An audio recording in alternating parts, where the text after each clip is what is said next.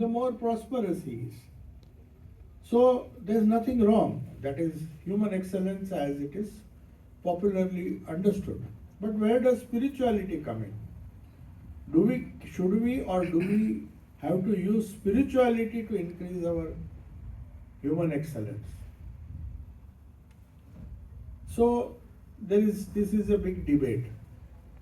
Lot of spiritual pursuits that you see in the world is more concerned in spirituality if it enables them human excellence in the material world. That is why we see so many temples flourishing, so many churches, so many mosques. You ask a person why he goes to these temples, why he goes to these churches and places of worship, invariably they will say that we want to lead a happy life. There's a lot of unhappiness in our life. Not because we have not tried. We have tried hard enough using all our skills, all our possibilities, human possibilities. But then we found that there is a higher power which we do not know. We call him God or whatever deity we worship. We go to these temples with the intention of solving our human problems, our material problems. Because we have tried for human excellence in the material world, using our education, using our all the skills that we have developed as because of our education, because of our upbringing, because of our training. So human excellence everybody has, and he tries to be very happy using all those skills to lead a prosperous and a decent life. And that is not a big problem because everybody does it. In fact, majority of us do it. But then why spirituality for human excellence? There are other ways. You can develop these skills by going to the best institutions, to going to the best teachers, to going to the professional people who can help you develop their skills. Why go to a temple? Why go to these places of worship? Has spirituality anything to do with our material human excellence? That's why a lot of atheists believe that we don't need God. In fact, England is a place where this atheism, there is a famous person who wrote a book, The God Delusion. Richard Dawkins, he is from Oxford. So he said God is a delusion because we don't need God. And he was perhaps a bit honest also. He did not understand spirituality, but at least he felt that we should not mix these two things up. Material excellence, he says, you can see with your own eyes, I go to a good university, I get a good job, and as far as I can try and work hard, I can be successful. Because he thought spirituality is basically to increase our comforts and lead a better life. That is because he saw, and that is why perhaps he got disillusioned with religion. And he said, instead of praying to some god, you rather work hard. In fact, Swami Vivekananda also said this. He said, why do you bless, he was once asked, and he said that instead of going to God for all these material things, it is better to be an atheist, because at least the atheist is an honest person. He is honest because he says, I can work out my destiny. In fact, Swamiji's, some of the lectures he gave to some of the youth of India especially, who believed in a false kind of godliness, he said it is better to believe in yourself before believing in God. Have faith in yourself. So that inspired a lot of people. So Richard Dawkins wrote this book, The God Delusion. But calling God a delusion just because you do not understand the real purpose of spirituality is also wrong. That is why another famous scientist from Cambridge wrote another book to counter him. He was a deeply religious person, though he was a scientist, Rupert Sheldrake. So as a counter to this, he wrote another book, The Science Delusion. He said, science has its own delusion. Has science discovered everything as it discovered truth, even material truth? There's a famous, I forgot his name, he's also from Oxford. He got Nobel Prize also. Once somebody told him that, are you a materialist? Do you believe in God or do you believe in spirituality? He said, don't call me a materialist. This is coming from a scientist. He says, don't call me a materialist because I don't know what matter is. He was very honest. He says, when I go deep into the matter, go deep into the study of matter, when I go deeper and deeper, I find that matter vanishes at a certain stage. It appears as wavelets of energy. So, how can you say I am a materialist? Because I do not know what matter is. So he was also very honest. He said that I don't know, I may not believe in spirituality, I do not know what spirit is, because that is because of the Semitic idea. Most of the Semitic religions, Christianity, Islam and all, for them spirit means the mind. They don't accept something which is beyond body and mind, the subtle body, that is the spirit. For them, anything that is not matter, not perceivable matter, is spirit. But Vedanta says it is neither matter, it is neither body, matter, or neither the mind. Mind is also considered to be subtle matter. It is a subtle matter, according to Vedanta. For them, spirit is the consciousness, the principle within us, and that is what all the Upanishads, all the Vedantic texts, they emphasize that this Brahman or Atman, the subtle existence, which is known as the spirit.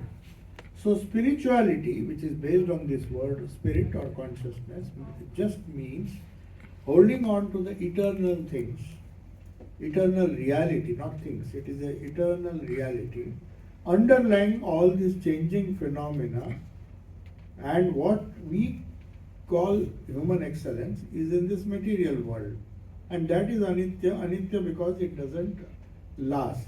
It has some value, definitely money has value, property has value, but one day, like Nachiketa in the Kathopanishad, will ask this question.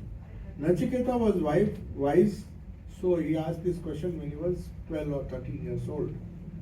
We postpone it, we ask this question when we are almost 80, 90, and when we start thinking of our death, then we start thinking, what did I do in this anitya? Anityam asukham lokam imam prapya bhajasvamam. That is the eternal solution given by Sri Krishna in the Bhagavad Gita. According to Swami Vireshwaranji, once he was asked, many problems were asked. He said, oh, this is the problem, that is the problem. I am a great student of Gita. In fact, that gentleman also started a Gita Mandir in Manipal, which is near Mangalore. So he was very keen. He wanted to invite a lot of Swamis to speak so that they are enlightened. So Gita was a very favorite book of his. And he was asking a lot of problems. And Vireshwaranji just smiled and said, see, Gita is not something to be understood and studied, but it has to be internalized. So what is the solution Gita gives or Krishna gives? Why don't you obey? The solution is already given. You don't have to ask me this question. Again and again you are asking me how to solve your problems, how to solve your depression, how to solve your various problems. He says Sri Krishna has given an eternal solution once for all humanity, not just Hindus, not just Arjuna.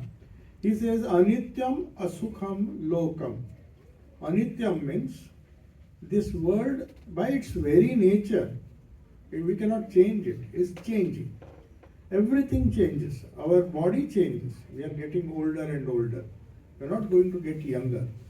And when one day, one fine morning, we will die, or fine day we will die, and then we'll leave everything that we strove for to accumulate things, will be left behind. We sometimes are concerned about who will get what we have spent so much of hard work to earn. Who will get it? What will happen to that? Obviously you can't take it with you. As Sri Krishna says in the Bhagavad Gita, Arjuna has this doubt. He was thinking of conquest and winning, and after winning there will be this huge empire. But he knew that once I die, somehow was wise enough to understand, once I die, this empire, all this hard work will be nothing.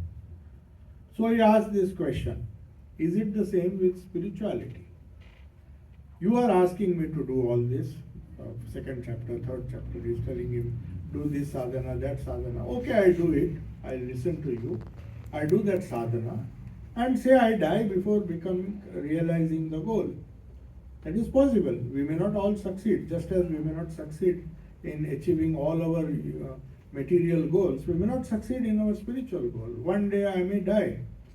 So like leaving all the material things that I have earned behind, all my spirituality, will it vanish like the clouds dispersing? He is asking this question.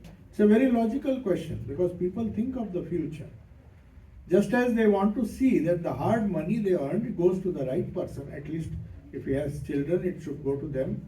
So he writes a will. At least he thinks somebody will benefit from my hard work and they should be my own people.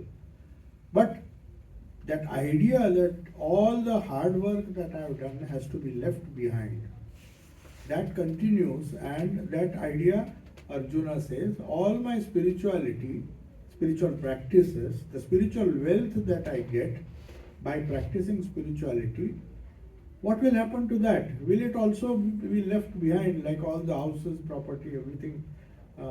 He says, no, it's not the same. Sri Krishna says, you will be born, all that spirituality is the only thing that will be carried forward in your next life. You will be perhaps born in a yogi's family, you will be born in a wealthy family where you can continue your spiritual practices. Because you were trying to earn some spiritual merit by practicing spirituality, that's the only thing for subtle body. All the achievements, all your intelligence, all your property, all your wealth, everything will be left behind. But don't worry about your spiritual practices. The causal body, the Karana Sharira, which you will inherit again. Suppose you don't reach the goal. You may need a few more births. So you will be born again, but you will be, if you might hope. In fact, one of the spiritual gurus, I don't want to name him, he says you deposit all our wealth in the trust that we have formed, and by some strange power, in your next birth we can identify you and give your property back to you. It is ridiculous, I mean it's just fooling. So he says we can identify because in next birth there will be certain signs, we have the power to see who was born and this property belonged to you. So it's just a way to fool people and take all their wealth. Something will be kept reserved for you. So it's impossible. Material wealth, once it is gone, once you die, everything is left behind. Now who will get it, whether deserving people get it or undeserving people will grab it, that is not in your hands. But what is in your hands is the sadhana that you do. So, anityam asukham lokam imam prapya bhajasvamam. So, don't go after these eternal things. Anityam. And because they are anitya, they are asukham. Ultimately, it will bring you suffering. That is what Bhagavan Buddha also said. Bhagavan Buddha's whole philosophy is not belief in God. He in fact doesn't believe in God. He says we don't need God. We know that because this anitya world is moving all the time, it can give only asukha or dukkha. He calls it dukkha.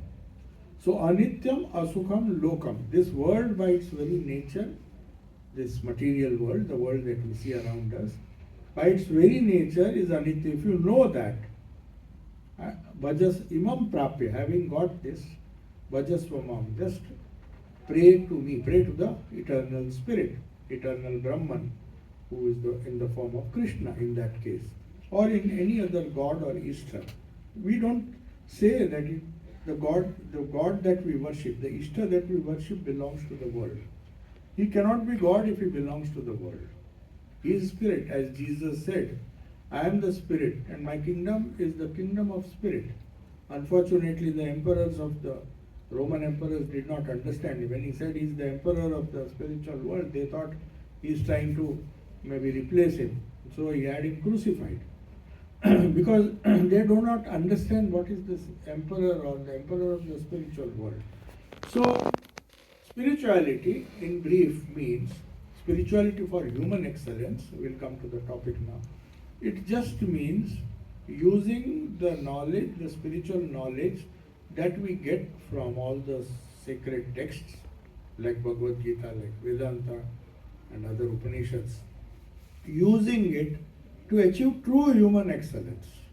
Then comes the question, what is human excellence?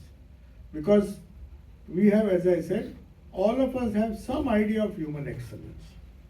Human excellence for some may be intense ability to concentrate on skillfully on your particular professional job so that you can become successful. That is also human excellence, and we need it.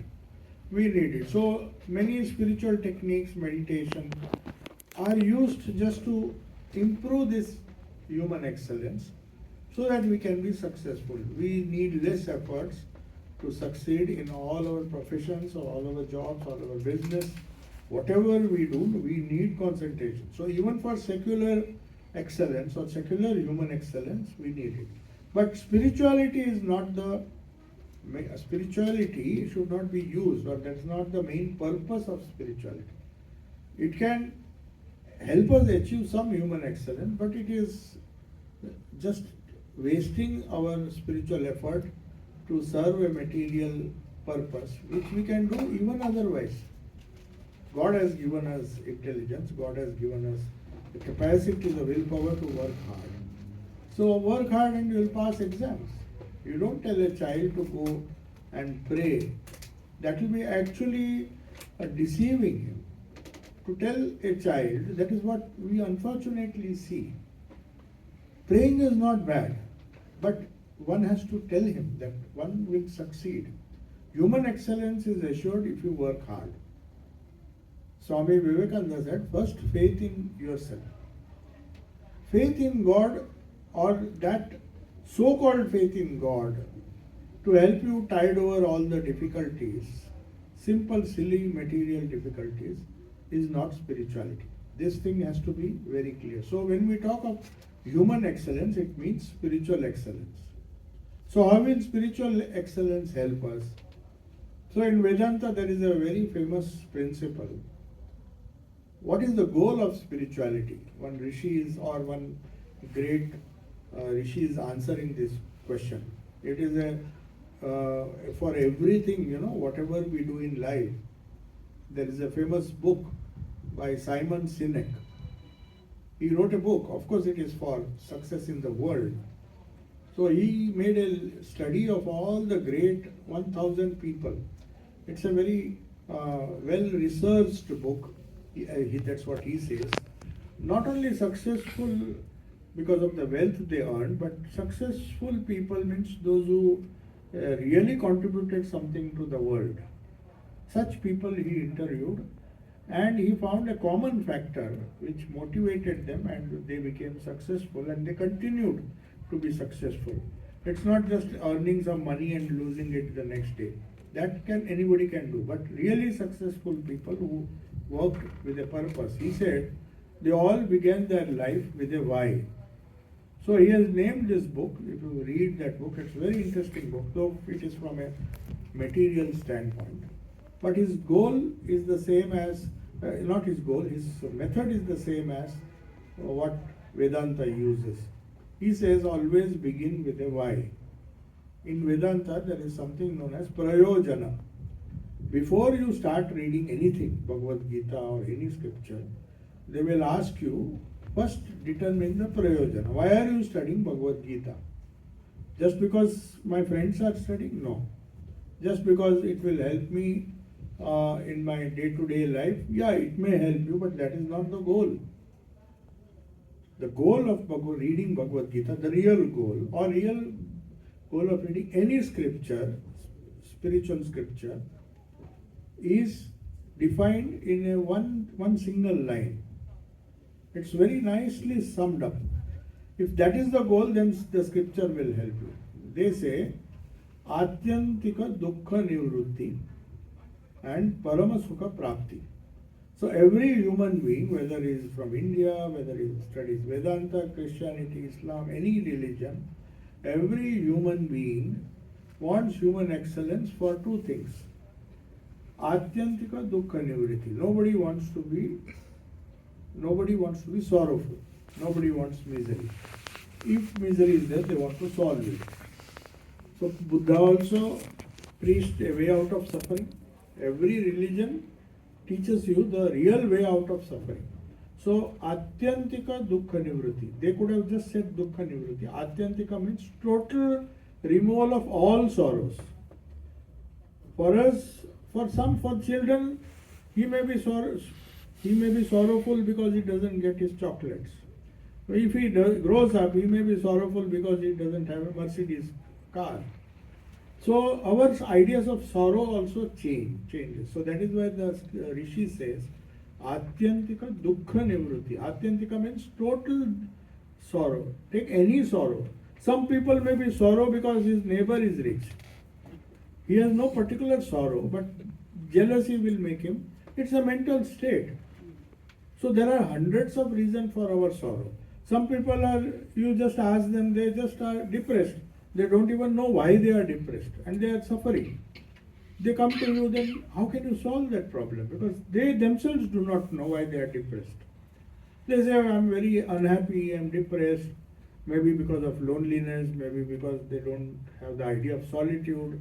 So they take solitude to be loneliness, and loneliness becomes a problem with all the wealth at your disposal. So the sorrow has 100 causes, thousands of causes for our sorrow. So that is why the scripture says the goal of all spiritual life should be, or all human excellence that we develop as a result of our spiritual practices, is should be Atyantika dukkha nivrutti. That is the one goal, first goal. Second goal is Parama Sukha Prapti. Not just Sukha, or he would have said Sukha Prapti. But the Rishi says Parama Sukha Prapti. So, see, if this is an idea of Sukha, is there no higher happiness than that? There is definitely something higher. So you go after that. A millionaire is not happy with his million. He thinks that if I have 1 billion, I'll be more happy. So that way, that tempts him to go for higher and higher. He is not satisfied with what he has, till he finally understands that there is no end to this. I still remain unhappy after 10 billion because there will be somebody higher earning more than me. So if I spend my whole life also, I will not be happy. So that is why Parama Sukha, then if he is wise enough, he understands then he listens to the scriptures. He listens to the wise people. He listens to Vedanta, Gita, the Bible. All the religions will tell you the goal to Parama Sukha Prapti, the highest bliss, salvation, mukti, moksha. They are all different. Nirvana. These are not empty goals. They are real goals, given to us by great people whom people respect even today. If somebody had written a book like Simon Sinek, perhaps they will forget him after 50 years, 100 years. But Buddha, Krishna, and all these great Upanishads, the authors, whoever wrote them or whoever composed them, they are still respected because they have given the eternal solution. As Sri Krishna gives here, Anityam Asukham Lokam Imam Prapya Bhajasvamam. So that person was asking Swami Vireshwaranji this question again and again. No, tell me some other method. He said, you have to believe in Krishna. If you don't believe Krishna has given you the best solution, then what's the use of saying, I love Gita, I love to study the Gita? You first have faith in Krishna.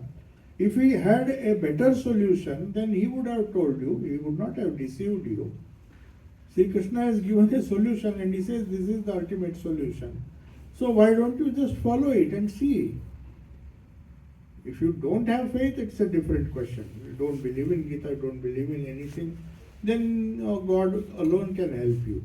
But if you say that you love Gita, you love this scripture, and still do not listen to what Krishna says, then what's the use? So, practical spirituality can lead to true human excellence, where we know how to negotiate our worldly problems, not just simple problems. There are many problems we can solve with our own effort, but there are atyantika dukkha nivritti. There are certain sorrows, we do not know the source of those sorrows because they are deeply embedded in our samskaras, karana sharira.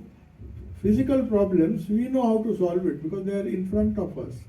We take the help of friends, we take the help of law, we take the help of the money that we have. We somehow try to solve these problems. We don't need to go to God for a simple problem like a toothache. We can go to the dentist. There were one interesting incident, I keep repeating this. There was a person who was a great devotee of Hanuman. So he used to read Hanuman Chalisa and whatever he could, and he used to read. So he came, it's an actual incident that happened, and it was told by the Swami. I used to visit Bombay Ashrama when I was in college. So he said today one interesting person came. And then he was very keen. He wanted to distribute Hanuman. He said, don't you have copies? I want to distribute this Hanuman Chalisa. So then he asked him, he was curious, why do you read Hanuman Chalisa? You are wonderful. It's a great thing. You should read it. But why do you read it? Can you just answer me? So he said, this happened and he saved me. This happened, he saved me. Hanuman saved me. That is why I am having faith in him. Then he said, I'm going away, but my area is full of robbers and thieves. But I am not worried, Swamiji, because my house will be protected by Hanuman. Then that Swami got angry. Said, I do Hanuman Chalisa daily. That is why my house will be protected by Hanuman. Said, you are a fool. Do you think Hanuman is your watchman? Why do you convert such a great devotee of Rama?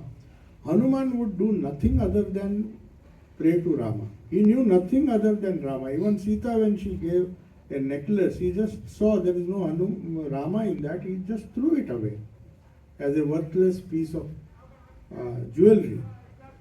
So Hanuman, who could not think of anything but Rama, such a devotee, you are praying to him to watch your house, your silly house, as a watchman. Why don't you put a nice lock? Put a nice lock, tell your neighbors to just keep a watch. You can't trivialize Hanuman and such a great devotee of Rama. If you do Hanuman Chalisa, pray to Hanuman that you get devotion as he had for Rama, you have for your Ishta, maybe Krishna, maybe Shiva or any other god. You can pray, that is what Hanuman will be happy to grant you. But you should not pray and for your silly problems.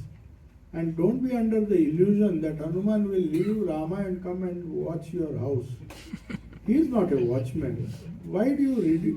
It is absolutely ridiculous to worship Hanuman for this. If you are worshipping, you are insulting Hanuman. Hanuman is a great devotee of Rama. Read his life. That's why he said, you may be reciting this Hanuman Chalisa, but just see how much devotion he had, how much he sacrificed for the sake of Rama. So it is his devotion that should inspire you. It is the devotion of Hanuman that should inspire you. So, when we use spiritual ideas or spiritual ideals for our selfish purposes, then it does not lead. It may help us indirectly by having some kind of concentration, which will help us in developing some kind of human excellence. But that is a byproduct. You should not, a person who practices spirituality, obviously he will be a man of concentration. He will do everything perfectly. So naturally, its byproduct will be that he will do the things that he is normally doing with lot of concentration. But that is not the goal of life. So what is human excellence? As I said, we come back to the same question. When you say spirituality for human excellence, first of all, we should know what this human excellence is. So we have to follow a systematic analysis of this idea of human excellence, because as I said, it changes. For a person who is desiring wealth, creating more and more wealth is, according to him, the highest human excellence he can have. If he can make billions, then he will say that is the height of human excellence, because for him money is the goal. If somebody is a PhD or a scientist, his excellence would be to his idea of human excellence would be to get a Nobel Prize in his own field. And he will not rest till he achieves that kind of human excellence. He would not be happy with his PhD or some job in his own university. He would strive for more and more excellence. So his idea of human excellence is different. He may not bother about money, but he will bother about his Nobel Prize, if at all he able to get it. He can achieve that. So all our efforts in different kinds of human excellences is not the overall human excellence, because human personality, we have to analyze it this way. When you say spirituality for human excellence, it should give us Atyantika Dukkha Nivruti and Parama Sukha Prapti. As I said, total removal of all our sorrows, not just our physical sorrows, not just our small problems, but our deeper problems, deeper anxieties, deeper worries. They can also cause problems without any apparent physical issue or worldly issue. A person can go on worrying. He can have anxieties. That is because of some deep-rooted problem, deep-rooted samskara in the subtle body or the causal body, which props up and makes him unhappy in spite of all the wealth. Why do so many rich people are unhappy?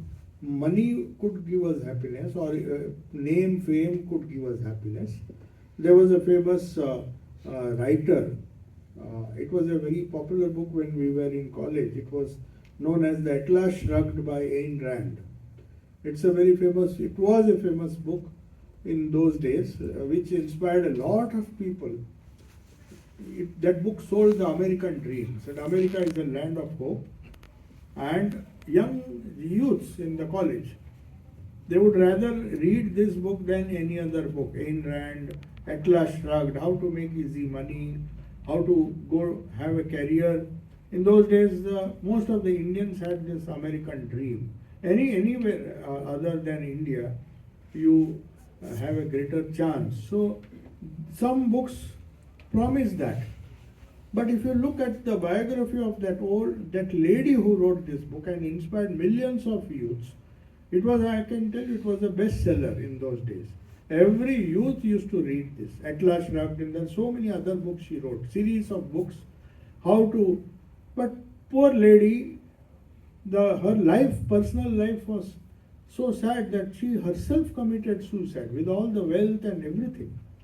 So there should be some cause. Why a lady who could inspire, why an author who could inspire so many people, selling them the dream to excel in life, the dream to make money, the dream to lead happy lives. Herself, if she is unhappy, then something is wrong. That is why when it comes to spirituality, any religion, you have to make sure that you are studying the authentic sources. You don't have to read books written on spirituality by any Tom, Dick and Harry. That will confuse you. That will confuse us. That's why Swami Vivekananda said, read books written which belong to an authentic spiritual tradition, which is lasting for hundreds of years, thousands of years. The Upanishads, the Gita, the Bible. Go to the original verses. What did Jesus Christ say? Not what others interpret, what others' interpretation is there. So you have to go back to the sources. You go back to Bhagavad Gita, go back to Vedanta, Upanishads, go back to Bible, go back to Buddhist original words of Buddha, go back to the Guru Granth Sahib, and so many innumerable religions have given some basic ideas about spirituality which leads to true human excellence. And they are time tested. All these great religions, the gurus and the acharyas, the avatars and prophets, when they come with a eternal message, showing the way to spirituality which will lead to true human excellence. Not just physical excellence, not just mental excellence, but true overall excellence, that is spiritual excellence, which leads to spiritual excellence, which makes a person not only prosperous but peaceful and happy. Because atyantika dukkha nivrutti and parama sukha prapti. So that is the goal of all scripture. All scriptures say that the highest goal is to be eternally happy, eternally peaceful, eternally blissful. Is it possible if you have limited excellence in life? Limited excellence will give you limited benefits. You may end up with a professional job, you may become a millionaire or a billionaire, you may have a very decent life, decent cars, decent living, all your health may be secure, all the other things in life, whatever you want, whatever minimum you want, you may be assured of that. But peace is not assured. Peace or happiness, true happiness comes when one is totally satisfied. So that requires spiritual development. That is why they say spirituality for human excellence. It means the practices or the techniques of spiritual practices as given by our great, ancient, authentic spiritual traditions, whichever religion it may be.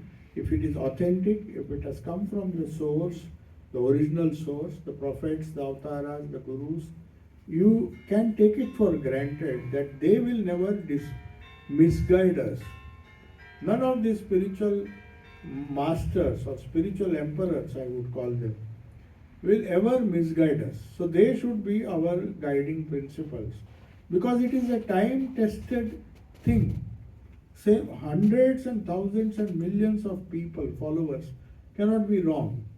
Maybe our understanding of our own scripture may be wrong, and we may be led to some misguided action or misguided deeds based on those principles. But those principles, the eternal principles, if you compare all religions, they are the same. Spiritual content or core of every religion is the same.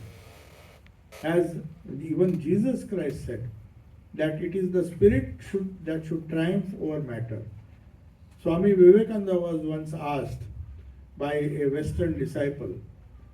He said, our countries, the European countries in those days, they were far more advanced materially. So, and he warned these people.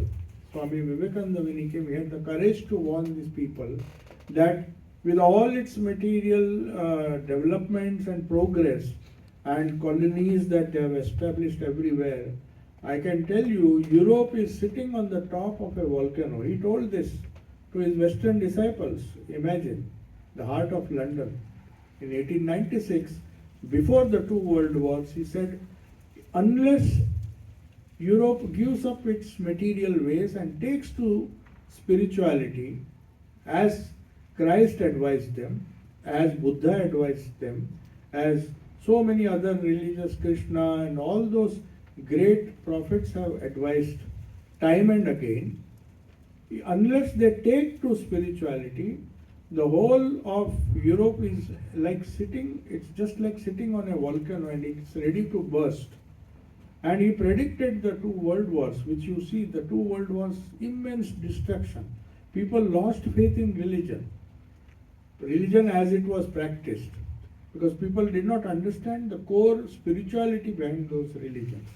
So that is why people were disillusioned, and atheism became more and more popular, because they thought religion is not solving our problems. In fact, they are creating problems.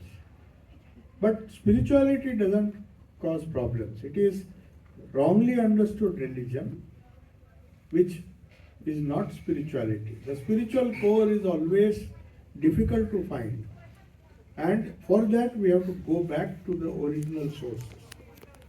If we want to understand Buddhism, we have to go to Buddha's words. If we want to understand Christianity, you have to go back to Christ's words. If you want to understand Hinduism, you have to go back to the words of Sri Krishna, the original words. So, spirituality, the core of spirituality says that human personality is a graded personality. It starts with the body. There are 5 levels of human excellence according to the Taittiriya Upanishad. It's a wonderful book. They say we don't say that physical happiness or physical excellence is not necessary. We need it. We need science, we need technology that has made, medical sciences that has made our life more comfortable, more happier, so that we can follow our spiritual pursuits. Earlier we were struggling with so many physical problems, material problems. Science has definitely contributed. That is why Swami Vivekananda, he gave 2 nice definitions. When he was asked, civilizational progress is only in Europe, that's what the European disciples told him. He said, that is not civilizational progress. He said, I would define civilizational progress as the progressive reading of spirit into matter, the progressive reading of consciousness into matter. That civilization where more and more number of people practice spirituality or hold on to this eternal consciousness which they call God. If more and more people, real people who practice spirituality, not just religion, if more and more people are there in any civilization, that civilization has progressed more. So that is the definition he gave. The more you read spirit into matter, the more you progressive reading of spirit into matter. So every day we have to analyze whether our spirituality is making us more materialistic or more spiritual. If it makes us more and more spiritual, it will not harm our human excellence, the excellence that we need to survive in this world. In fact, it will enhance it. But at the same time, it will give us peace of mind. It will give us contentment. It will give us a proper philosophy or attitude towards people, towards other people, towards our own life, towards our own family. Because if spirituality does not solve our problems, our silly problems in our own family, how can it solve the world problems? We talk of world peace, we talk of stopping the wars. We can't stop small wars that take place in our own small family or even between relatives. If spirituality was there, why would these things happen? It will help us to develop an excellence where you will rather live peacefully than quarrel. If one advances spirituality, then the only sign is it should show it in his life. If he is making enemies all the time, then what's the use? He is not seeing the unity behind this diversity. One of the principles is trying to see unity in diversity. That is the goal of Vedanta, the goal of all religion. That we have to see, people see diversity and quarrel. In one of the youth conventions in London, there was a one young boy from Cambridge University. He read a very important portion and then was trying to explain, and he based his whole small 5-minute presentation on this. I was surprised, coming from a university boy. He said, I read one interesting line of Vivekananda. He said, when you see the ocean, a very ocean with full of lot of waves and cyclones and other things, if you just go deep, it is all peaceful. But at the surface there is a lot of trouble, lot of waves, a big wave coming and gobbling the other waves, tsunamis and all those things are happening at the surface. But nothing impacts the bottom of the ocean. So he quoted this from Vivekananda. He said, spirituality teaches you to see the ocean, not the wave. If you see diversity, we have to live in diversity. We have to live with the waves. We have to swim in the waves. We have to negotiate the waves. But the better way of negotiating the waves is to dive deep. There you will find everything peaceful. Everything. The ocean doesn't cause problems. It is the waves at the surface of the ocean all these troubles are. So spirituality is learning how to dive deep within our own personalities and touch the real human excellence which is within. We want excellence outside, fine, it is fine. But you have to also remember that your excellence will disturb somebody else. Your prosperity will make your neighbor jealous, will make your neighboring country jealous. You have to negotiate that. So diversity is okay, diversity is fine. Otherwise, we as diverse people, we have to live together. You may follow one religion, another person may follow another religion, and one may be an engineer, another may be a doctor. For that reason, we don't have to make diversity a big issue and quarrel. It will happen if we are at the surface. If we are at the surface, we will see big waves, small waves, and a very disturbed surface of the ocean, which is always creating problems. But spirituality will enable you now and then in your personal life, in your collective life, in your community life also. That is why you see Buddha emphasized when Buddha said the development, the human excellence should be subjective. You solve your problem, then all other problems are solved, because that will impact others. You go deep within, you can't solve the world problems. The very nature of the world is there will be clashes. You know that famous book by Samuel Huntington. He said the whole history of the world is clash of civilizations. Each civilization trying to say we are supreme than the other, and then there will be clashes. So he traces, he says history is nothing but these fights, these wars, clashes of civilizations. But if you ask Swami Vivekananda, he said, no, there need not be any clash. If a small minority of people try to understand what spirituality is, they need not see the waves, they have to see the depth of the ocean. At that point, we are all same, we are all peaceful. A diver who goes inside, he will not see the waves. He will not see the small waves or big waves fighting with each other, destroying each other. He will go deep within. As he goes deep within, that is the goal of all our scriptures. In fact, the young boy Nachiketa who goes to Yama, he says, I have a question now. Can you tell me what happens after death? With all these great things that are happening, that I am suppose I achieve greatness. In fact, Yama told him, I am giving you a lot of wealth, I am giving you all the power you need to live in this world happily.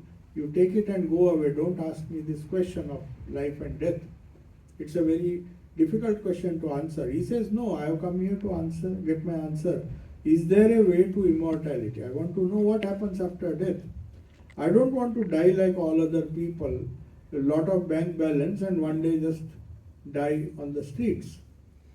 I can't do that. I want to know. I am curious to know. So Yama is very happy. And he says, because you are a very good student or very good aspirant, now I'll tell you the secret.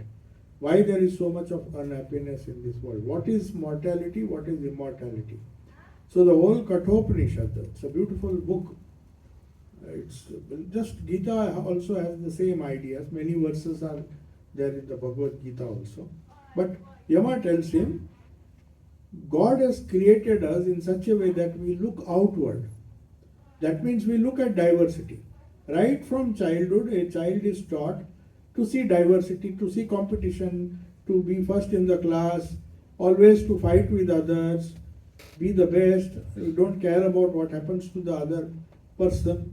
So that diversity is the goal of life. Yama is telling this, the god of death is telling this boy, Paranchikhani Vyatrunat Swayambhu. God himself has unfortunately make us outward looking. We look from inside outward, and when we see so much of problems outside, it disturbs us. But a wise man, Kaschid Dhiraha, Dhira means a very wise and strong person, tries to look inward, and that is when spiritual life begins. He tries to see the depth of his own soul, where everything is peaceful, everything is calm. So all the prophets, all the saints, everybody in every tradition is saying, look at the God within. You have looked inside out for a long time and that has confused you. And your problems are increasing day by day. But repeat the name of the Lord, go within, and you will see everything is settled, everything is peaceful, everything is calm, everything is joyful. Just you have to change the direction. Sri Ramakrishna in the Gospel also says, all the things that disturb us, they exist because your gaze is outward.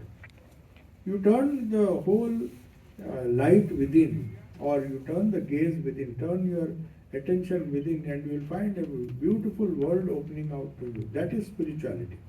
So when you try to focus on the divine principle within, and this is the essence of all religions, mind you. Even Jesus said, the kingdom of God is not outside, kingdom of God is within you. He is within us, within every one of us, irrespective of our caste, creed, religion, and faith. No religion in the world says that God is outside. God is always in the heart of our hearts. You see, everywhere you will find. The Bible, it says, the kingdom of God is within you. The whole kingdom of God, which we are seeking outside, there's no heaven outside, it's all inside. So, everywhere you will find the tradition telling us that we have to focus, we have to turn our attention within. And that is the only way. When we touch the spirit a little bit, touch our own consciousness, our true human excellence will start developing. We are very good in the external field, but we don't have a foundation. A little mishap, a little misunderstanding, a little quarrel will unsettle even the most intelligent of people. So much of misunderstanding, so much of lack of adjustment in our private lives. Forget between nations and between countries and groups and social groups, it is different. But even at a private individual level, a small unit as a home or a small community, we can't get together. We would rather focus on our disturbance, our differences, rather than be united. How difficult it is to unite people. You have experience in this world, you will see. That is excellence. To have diversely motivated people to stay together, that is only possible through spirituality. So without spirituality there can be no excellence. Diversity everybody appreciates, everybody wants.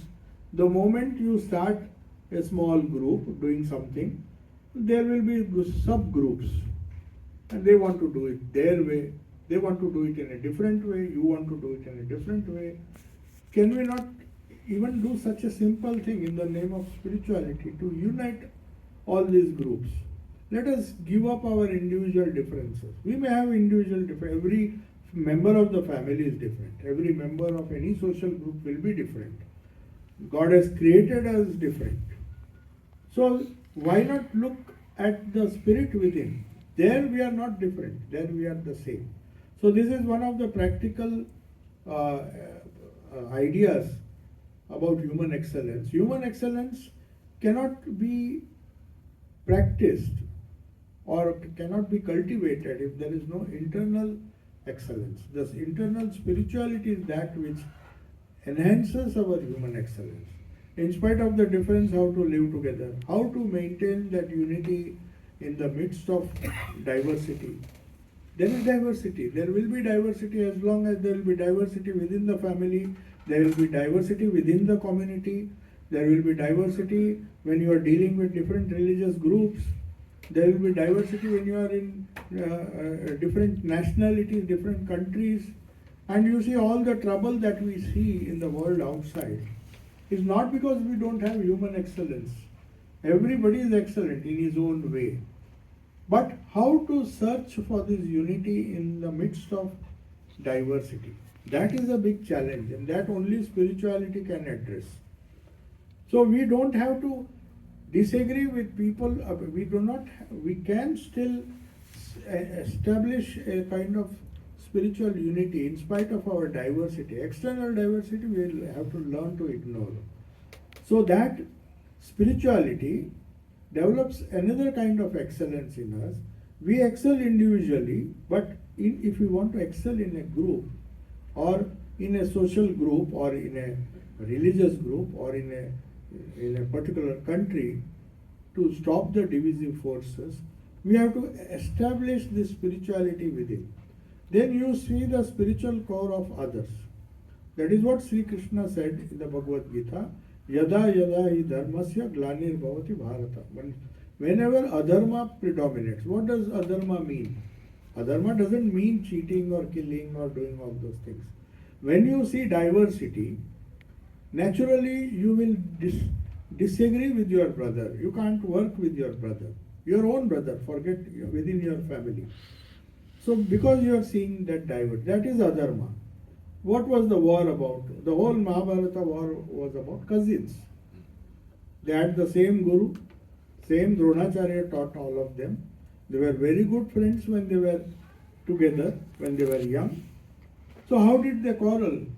Because as they grew up, their human excellence, both were excellent. Duryodhana was as excellent a warrior as Arjuna, like Bhima. If you see, for example, Dronacharya taught them both. And then still he says, Duryodhana decided to disagree and he said, no, I can't rule with these people. I want my own kingdom. That is how the whole war started. That little diversity they could not adjust. Though Sri Krishna tried to reconcile these cousins, they were not enemies. So they came together, they could not come together in spite of having these great spiritual values taught to them by the same Guru. So they had to quarrel, they had to settle on a battlefield, kill each other, and finally they destroyed themselves. Destroyed a majority of the people. Good, very healthy, good people who would have ruled the country so nicely. But anyway, Sri Krishna then says, Yada yada hi dharmasya. Dharma glani means quarreling over diversity. I have a big group, then we divide into two groups, then we divide into further groups. Even countries are divided, societies are divided. That is because of adharma. That is what Sri Krishna said. You were cousins, you were ruling together, you could have made a compromise. Pandavas and Kauravas, they're cousins. So how could you quarrel and how could such a great battle take place? That is because Sri Krishna says, we look at diversity. We have human excellence, but we do not know how to use that human excellence. Duryodhana had human excellence. He tells Krishna when he is about to die, when Bhima kills him, he says, Janami dharmam nachame pravrutti. I know what is dharma, but unfortunately I cannot practice it. Then he says, Janami adharmam. I know what is adharma, but I don't know. I am always following adharma. I am always quarreling. I am always jealous of my cousins. I can't adjust with them. And that is led to my downfall. I know what is good, but I can't follow it. I know what is bad or adharma, but I can't avoid doing it. So that is our predicament. Our human excellence would be to find out what is dharma in our life, what is adharma in our life, in our limited life. Forget the world. We are not here to change the world or change society also. If we know what is dharma in our life, what is adharma in our life, human excellence, spirituality will help us to be an excellent choice, develop an excellent choice-making instrument. That is known as buddhi. Every human being has what is known as buddhi. Buddhi means not intelligence. It is not intelligent skills.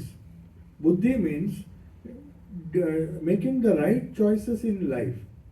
A small wrong choice will lead to a quarrel in one family. One wrong choice can destroy a family. One wrong choice can destroy a career. You make a wrong choice which is not based on wisdom, which is not based on practical reason.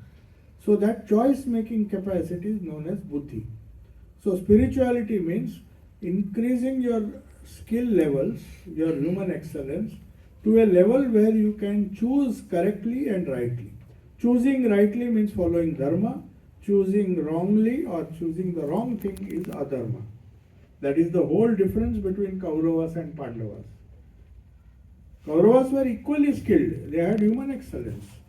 All of them were great fighters, but they made a wrong choice. Pandavas made a right choice, Yudhishthira made a right choice. So that skill doesn't come through our secular education. That skill comes only through spirituality or spiritual education. And that spiritual education, unfortunately, is not part of our curriculum.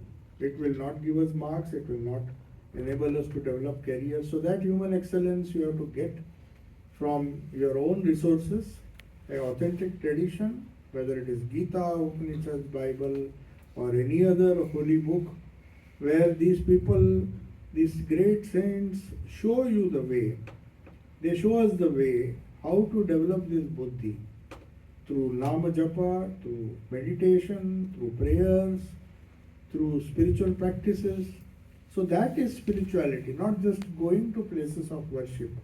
Because if we go to places of worship and fight over diversity, there will be diversity. No two people in even visiting the same, following the same faith, following the same temple, following the same religious practice will be same.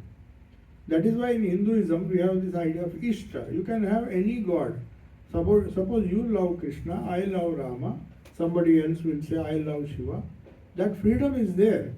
But for that reason, I should not fight because he is loving Shiva, I love Krishna, and let us not, if I disagree with them, then there is a problem. Because you are seeing diversity, you are not seeing the unity. So seeing unity in diversity is what is known as spiritual excellence. Spiritual excellence always tells us to be devoted to our God, which tells our God, our own conception of God, whichever God He is. And try to see the eternal, unchanging reality. As I mentioned in the beginning, anityam asukham, because it is changing, because it is always changing, always diverse. Asukham, and that is why it is asukha, that is why it is full of sorrow, full of quarrels, full of jealousy. Anityam asukham lokam imam prapya. So the only way is to worship me, means worship the eternal Lord who is within. And if you worship your Lord or God, whichever God you believe in, perfectly, then it leads to spirituality, and then you see all the differences going away, and then peace comes. So peace is because of diversity, unity is because of spirituality. Spirituality, if it is real spirituality, leads to unity. That is a great sign. Somebody asked Swami Ramanathan, who was one of the presidents of our order. So he was asked, what is the sign of spirituality? He said the first sign of spirituality is peace of mind. No matter what you do in life, if you don't have peace, you may be the wealthiest person, you may be the most powerful person. But if you don't have your internal peace, what's the use? So one is peace of mind, another is that peace of mind percolates outside. And instead of seeing diversity, you try to adjust with all, you try to accommodate all, no matter how different he is.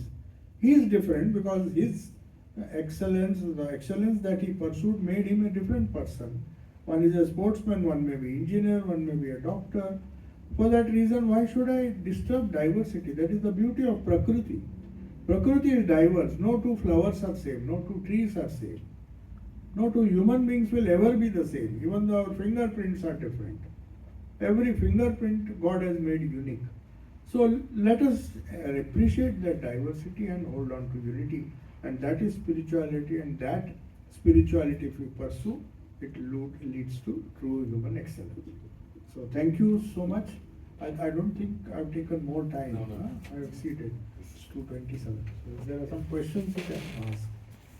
Yeah. I've been sent this question, from Yeah. my friends. Yeah. So one of them, they said, look at Modi ji. He wanted to become spiritual and take sannyasa. To Atmasthananda, he said, no, you're not fit for this. He went away. And then, No, there is a correction. yeah, sorry. I'll just tell you, because he himself told me. Okay. So not that he said you are not fit for this. He was just asked him to, because he was age of 17 he went. We don't take people below 18. Oh, okay. That is the limit. So he said you finish your studies and then come. Okay. Then he So never unfortunately he came. didn't do that.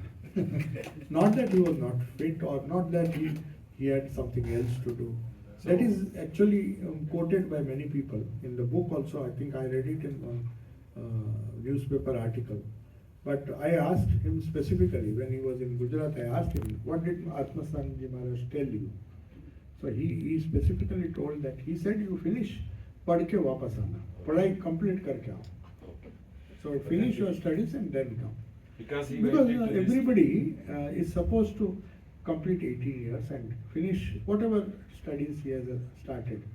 So he was told to complete his studies and come. Same thing in Belur Math also. He went and told Madhavanandji, I have this conversation recorded privately. Okay. So he said, no, there also I was told the same thing. Padh ke aao. That's all. But anyway, what is the question? The question is, because he hasn't gone into spirituality, he became a leader, and look at where he took Bharat, from 70 years, 75 years of independence. Now it has come to a glory where it's become like a world power, and that is only possible. when If he has given up spirituality. Yeah. Don't think that is not a logical way of understanding things. It may be, see, we see external glory, external. Do you mean to say that people who pursue spirituality, they have not contributed? Their contribution may not be seen. For example, I can give you one example of how Swami Vivekananda, this is a small example, but it is very important to understand. We don't know the subtle influence of different people being influenced by just one poem or one work of a great prophet, how it can change one entire life and change millions of lives. So I'm giving you one example. I don't think you have heard of this incident. It is a lady known as Anusuya bin Sarabhai.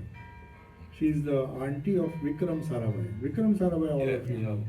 We know people because they are all great, but this lady is also great. She was not only influential in, had a great influence on Vikram himself when he was a boy.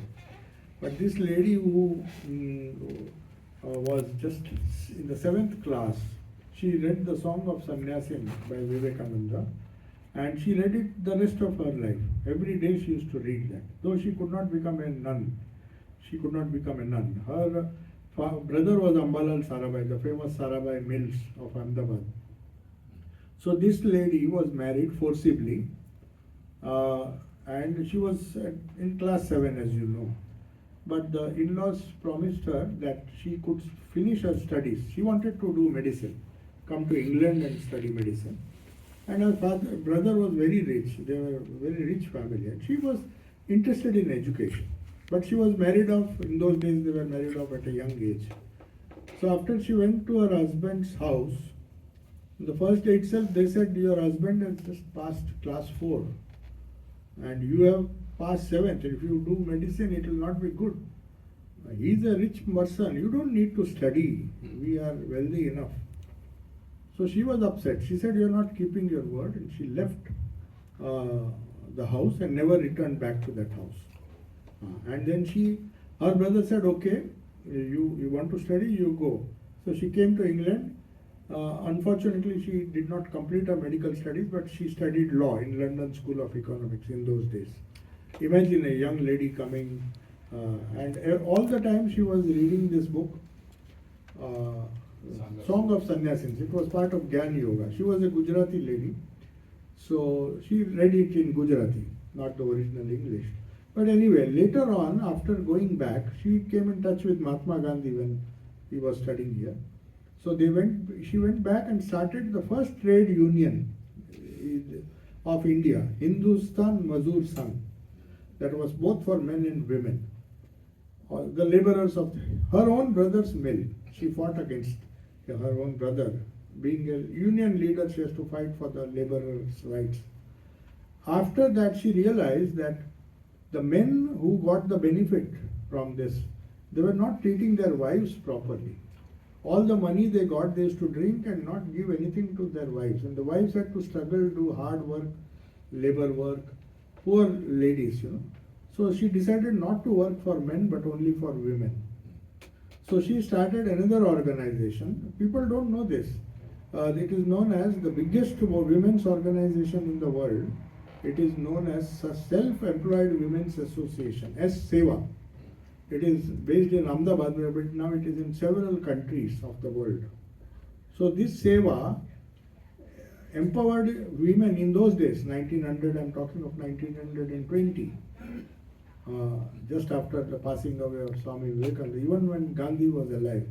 So that Ahmedabad organization, they even have their bank, Seva Bank, which is run only by women. Everything is run by women. Industries, they give loans.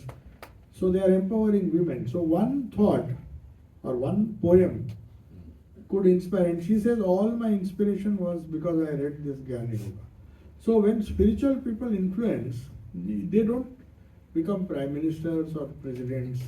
We see the external glory, but how deeply, see, this organization is running for more than 100 years now. It will complete 100 years, and it has empowered millions of women who were tortured or not looked after. They were exploited by their own husbands and society. So they gave them hope, they made them independent, they could earn their own money. So starting a women's organization just by giving one idea, like that so many, Rockefeller's Foundation. Yes. Vivekananda influenced that. The whole Rockefeller Foundation, Rockefeller was a very stingy person.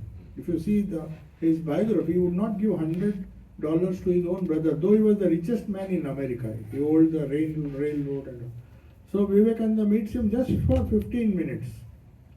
He had a lot of depression and other problems. So he is taken by a common friend. So Vivekananda just tells him, all your trouble is because you think this money is yours. You are just a trustee. God has given you this money. You just use it wisely. So that fellow got angry because he thought he will teach him some technique of meditation. He says, your problem is not because you are not meditating. Your problem is because you think this money is yours. The moment you think you are a trustee, God has given you this money to use wisely, and that had an effect. First he got angry and walked away. He said, I came to you for some advice, for peace of mind. I am depressed. He lost his hair and other things.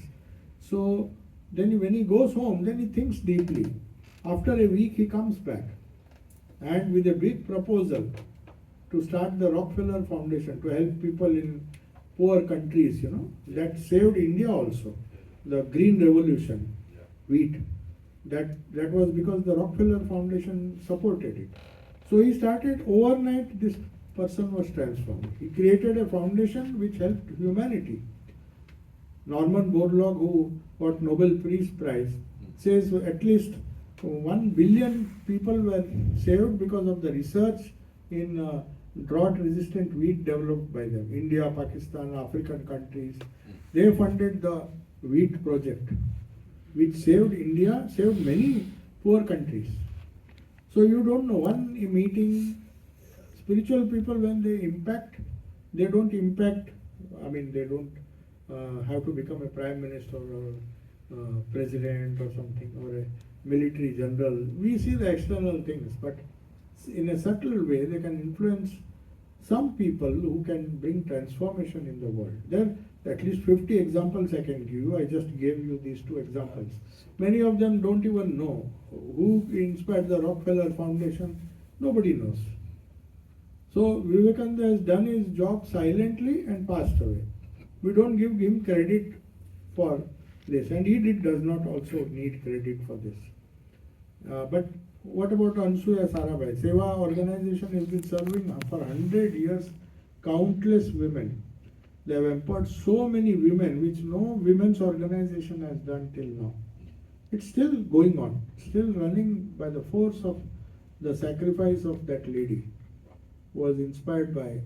So, inspiration, when it goes, we do not know, in a subtle way, it may inspire you, it may inspire anyone to do some great thing. We don't know. So if he had become a monk, he could have inspired more people. Who knows? You can't say because he became the prime minister he has. Huh? If he himself said, I'll show you. I have a video. It says, "तो मेरा सद्भाग्य नहीं था, नहीं तो मैं आपके इधर monk हो जाता था, साधु हो जाता."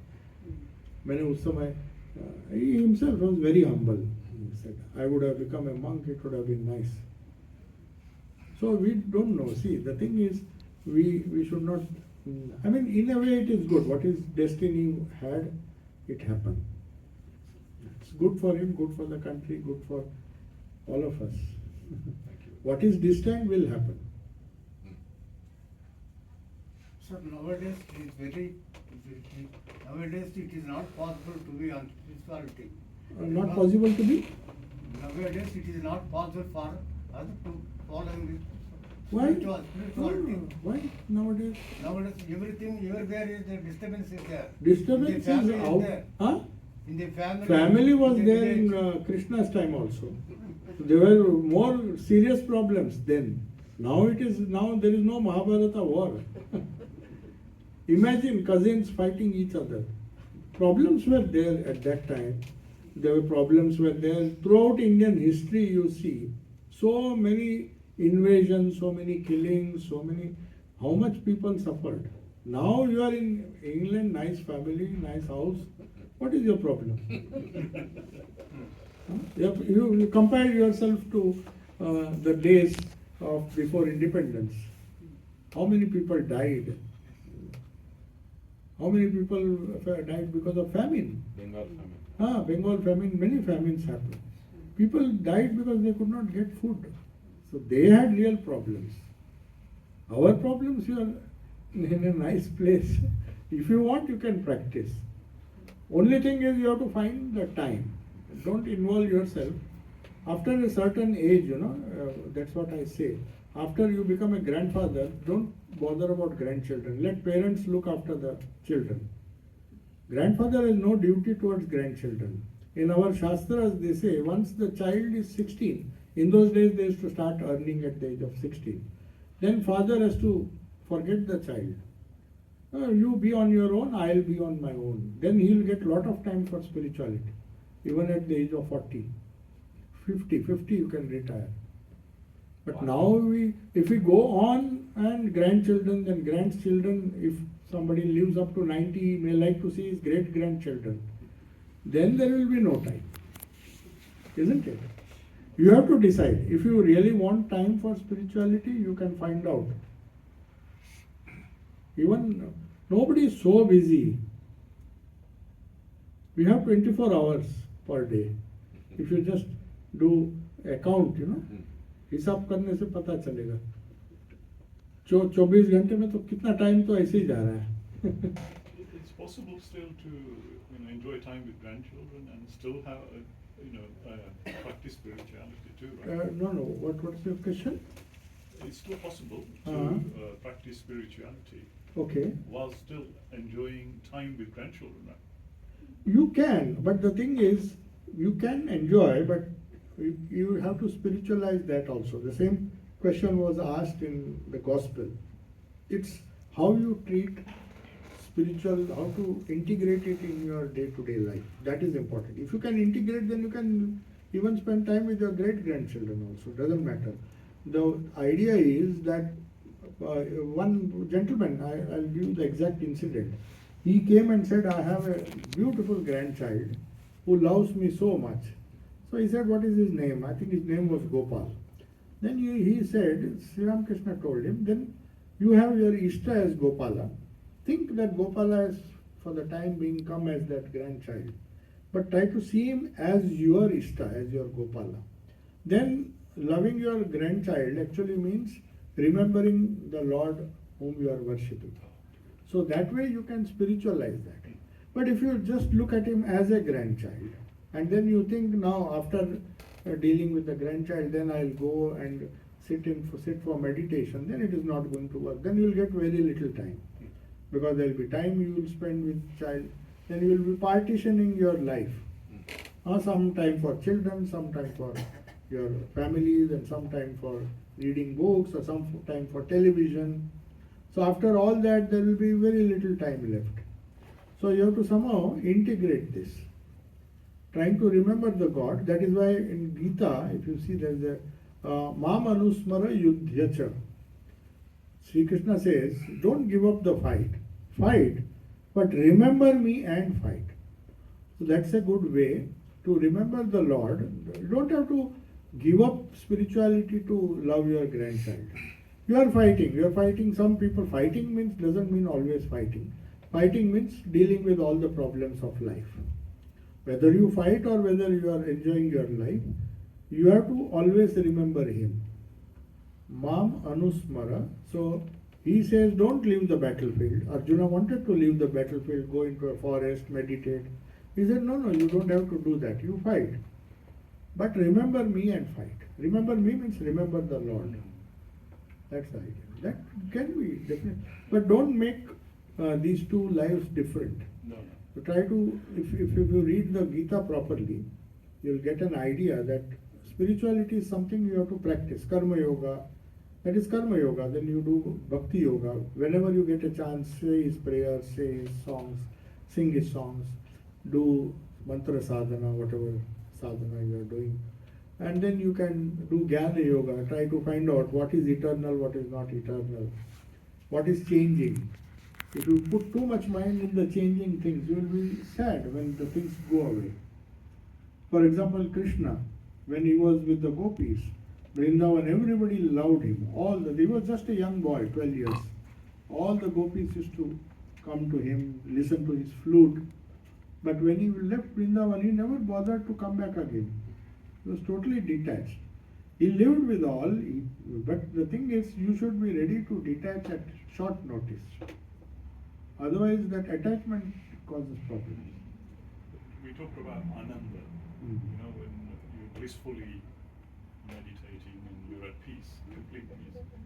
The kind of Ananda I get when I play with the granddaughter or have her around is that kind of peace. No, that Ananda is definitely the Ananda because you have the feeling that he is my grandchild, isn't it? So that is the Aham and Mama is there. Aham means I, Mama means mine. I and mine, that will give you Ananda. But if you worship or if you consider, if you have one Ishta Devata whom you are meditating, and if you think that Ishta Devata has become that child, he has come in that form, he has come in the Vigraha, he has come in photograph, he has come when you are meditating, that is also imagination. So Thakur Sri Ramakrishna said in the Gospel that if you consider that Gopala, his name is Gopala, is the real Gopala, try to see Krishna in him, then there will be no attachment. You will be attached to Krishna, not to the grandson. The grandson may go away, may grow up and leave you, then it will not make you sad. Just as they all worshipped Krishna, though they were very sad when Krishna left, but wherever he was, they were always meditating on him. Gopis were not ordinary devotees. When Uddhava comes, Sri Krishna sends him, go and see the gopis. Uddhava thought he is the greatest devotee. So when he comes, they all ask, how is our Krishna? They don't even know that he has grown now, he is 80-year-old now. They still think he is the small boy, 12-year-old boy. Said, does he eat properly? Is he happy there in Dwarka? They are asking him because they have still that old Krishna. It's not the physical Krishna that they remember. They remembered the small boy. So that devotion to your personal God can be superimposed on the people. Somehow connect everything that you do, whether you are eating, whether Krishna says, now whether you eat, whatever you do, dedicate it all to me. It is there in the Bhagavad Gita. This verse is there. I forgot the verse. Or whatever you eat, even the Brahmarpanam, Brahmahavi, Brahma, we do before eating food. We just say we are offering everything to the Lord who is within. the Brahman that is within, the fire of Brahman. We are doing ahuti. So the whole day, whatever you do, whatever you do, yeah, whatever you eat, whatever you sleep, everything you dedicate to the Lord. So that is one way of practical spirituality. Yeah, you don't have to spend separate time, as you were saying. You don't have to have separate. Now you are listening, that is also spirituality, isn't it? After going back, if you read a book, that is also spirituality. So you don't have to find separate time. Or whatever you heard, you tell your grandchildren. You can tell them whatever you read. See, now you are retired, I suppose. Yes. So that's the best time actually. You are totally free.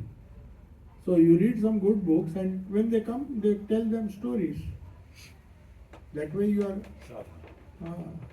You can use the time usefully, and tell them in such a way that they will not be tempted to see the TV. Your storytelling should be so attractive, they should come to you, or tell me another story. So for that you have to read. So convert that into spirituality. First you are helping the children by not watching useless things. And second thing is you are using your own time in a spiritually beneficial way. For that you have to read. You have a lot of time. Everybody has a lot of time. We don't use it properly. Yeah. Thank you so much. It's been a wonderful, wonderful talk. Could we have something to take away today so we can go home and process? Just Something to take away. Yes, please. Yeah, so the thing is, something to take away from the family context. Talk today From the about top. human excellence and spirituality. Yeah. So, okay, not just a particular aspect. Okay. So, human excellence, as I said, spirituality for human excellence, the main takeaway would be to try to spiritualize our activities which lead to human excellence. We are all trying for human excellence. We are trying to be better than what we are before, isn't it? Every degree that we get or every effort that we make is making us excel in certain fields. If you are a good cook, you will excel, try to make the next meal better than what you did. So we are all excelling. Excelling means trying to excel. But how spirituality can help us, the same job, the same work, the same duties that you are doing, if you spiritualize it, then it will be more excellent. It will be spiritually excellent. Maybe in the external world, people may not understand that you are doing something very nice. Anyway, you are a good cook, but now you are cooking better. They may appreciate you. But in your own consciousness or in your own conscience, you will feel that I have now, because I am spiritual, because spirituality has become the core philosophy of my life, then I make that excellence. I can convert that work which I do into something that will become a spiritual practice. So that is the takeaway. Right now we were doing it as a duty, but don't do it just as a duty. Do it as an offering to God, offering to whichever God you believe in. So, Then it transforms the nature of the work. That is the takeaway. Whatever you do, dedicate it to the Lord and see what result comes. so with my limited understanding, Yes. so when I do something, I'm supposed to do it without expectations. No, and you without- can expect. You see, that is the wrong idea. In Gita it is said that don't bother about the fruits. Yeah. Karmanye vadikaraste ma phaleshu kadachan. So very often if you don't have expectations, for example, a surgeon is doing surgery. He doesn't expect any result, then he'll kill the patient. He has to expect. He has to do surgery in such a way that the patient survives. So what does this mean? Karmanye vadikaraste ma phaleshu. Don't bother about the fruit. Don't bother about what fruits you get. Subjectively, what fruits you get, you don't bother. You may be praised. People may just ignore that you have done a great operation. You may be praised, your name may come. We don't bother about that. But you have to bother about the results. You can't work without expectation. You have to work. don't expect anything for yourself, but the result of the work should be kept in mind. If you are doing something, cooking for example, you have to expect that it will be a very good item that you are cooking. Otherwise, what will happen? You will be absent-minded. You'll say, anyway, Gita says, don't bother about the fruits. If I don't put salt, it's okay, people will have to eat. That's not the right philosophy.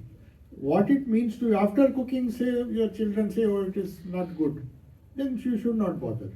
It should not affect you. After having done the work perfectly, whether people praise you or blame you or give credit to you or not, that should not be your concern. That is ma phaleshu, means don't depend on the fruits that come to you, not to the patient or not to the people who are eating the food. For that you have to work hard. Otherwise, you see, then if you do carelessly, you have to do work as excellently, with as much human excellence you have, and offer it to the Lord, and then don't bother. That is the difficult part. We, after doing something nicely, we expect somebody will give us gratitude. Somebody should say, oh, it is a nice item, then we feel happy. Suppose somebody says it is not good, then also you should not be disturbed. That is the idea. So the detachment comes Detachment, the more you yes. practice spirituality, Yes, the detachment more is you're very able important. to Yes. observe the same thing, whether it's Yes. grace or not, with Yes. detachment, so it doesn't affect your action. It affect your actions, it affect your ego. Ah, it's not easy. Huh? It's not easy. It's not easy, obviously it is not easy. Thank you. Spirituality is difficult, like all other things. It's not even easy to earn money, is it? Then, even to pass a do a PhD is not easy. Everything is so difficult. Everything good is difficult.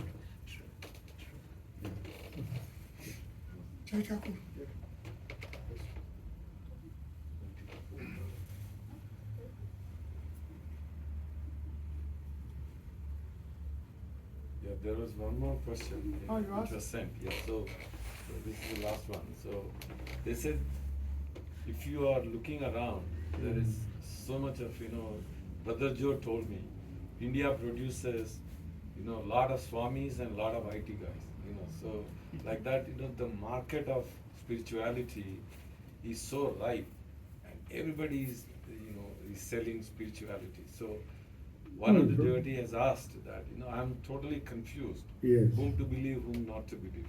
So what will be your guidance? So there are, for seekers? there is, according to Shankaracharya, there is a Guru Parampara. So there is an authentic spiritual tradition, and there is some, so freelancers moving Online. around who do not have a tradition. See, it's always safe to follow a tradition. You want to have a degree, obviously ask the students, they will say, I'll go to Cambridge, I'll go to Oxford. Then if I don't get, I'll go to other. If I don't get, then I'll take any college. That is how in spirituality we should be mindful of this. Why do we appreciate Oxford? Because it has a great tradition of successive teachers who have kept that standard alive. So it is known as authentic spiritual tradition. So you have to see whether the people who are giving you advice or you are taking advice from, whether they belong to a spiritual tradition. This is very important. Even in Shankaracharya, they used to say only that knowledge which comes from a Guru Parampara. Even the Sikhs have this Guru Parampara. Gurus are important because they have learned from their gurus. So it has to be a parampara. So this very idea of Guru Parampara in India, that has saved spirituality. But anybody outside of that, anybody who claims I am a guru, I am a self-made guru, you have to be careful. I am not saying they may be bad, but you have to be very careful because it may not be an authentic spiritual tradition. So that is the test. First, it should be authentic. It should have somebody who, at the source, who is himself a great spiritual giant. Like Krishna, you will never doubt. Shankaracharya, for example, the original Shankaracharya, then there will be some dilution as generations come. You won't have the same, you won't expect Christ to be present in all the Christians. So you have to imagine, or you have to find out, go to the original source if it is possible. You don't need these spiritual gurus to teach you. You go to the original source. That is what every genuine person will tell you. Go back to the original source. If I say you listen to me, don't listen to Ramakrishna, that is wrong. Our source is Ramakrishna. We know how he produced Vivekananda and all the great spiritual stalwarts. So whatever we say based on their experience. So that is the authentic tradition. If you say, somebody says, then he has to quote Christ. He can't say I am a Christian without following the principles, or at least without quoting from Christ, the original words. Similarly, Buddhism. Anybody may say, I am teaching you a Buddhist technique. I have seen so many people are saying, I am teaching you Vipassana, I am teaching you mindfulness. Some strange technique they teach. Then we ask them, whom did you learn it from? They said, no, I learnt it from the book. That is not possible. It has to come from an authentic. If it has come from some Buddhist order, it may not. They may not be the perfect representatives, but still they have got authentic knowledge. It has been handed over in a particular tradition, in a Guru Parampara. So that is very important. That is the only test. Otherwise, there are hundreds of people. You see, any meditation, any person reads a book or reads a few books, and based on that, he will start his own technique and misguide a lot of people. So if you follow them, it is your problem. It's the problem of the person who just blindly follows.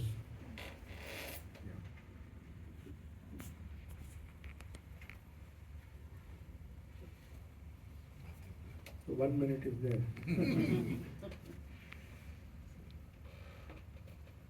Anyway, it is nice that you continue your Gita class, because that is an authentic book. The more you read the original, the better it is for you. We can read other books also. There are other authentic books like Gospel of Sri Ramakrishna, Swami Vivekananda, because they are all established spiritual figures who have interpreted all the wonderful ideas. So those books are the original books, I mean, not the books which a few years ago somebody might have written a book. They will be just wasting our time. Swami Vivekananda says in his Rajoga that time is short, life is short, and books are many. So be careful of what you read. That is one of the most important things in spiritual life. Not read any book, take any book from the bookshelf and start reading. You're just wasting our time. You have to be very careful.